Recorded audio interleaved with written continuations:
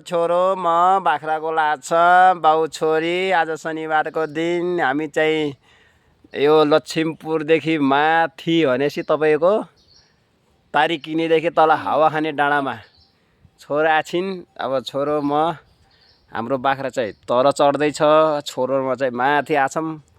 यता हेर्नुहोस् चिउरीको चाहिँ मुनि बसेका छौँ। जाडो जाडो महसुस भइरहेछ। छोरीले घाम ताप्ने भन्ने छिन्।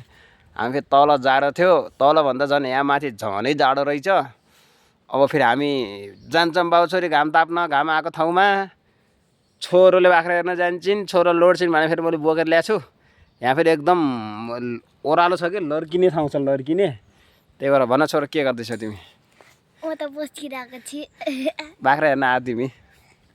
ल गुड नाइट, ओके बाई। तपाईँहरू के गर्दै हुनुहुन्छ आउनुहोस् बाख्रा चराम। तपाईँहरूले के गर्नु भएको छ यसोलाई हाम्रो भिडियोलाई सब्सक्राइब गरिदिनु, लाइक गरिदिनु, कमेन्ट गरिदिनु, मिठो मिठो कमेन्ट गरिदिनुहोस् हाम्रो छोरी र मलाई। Okay by.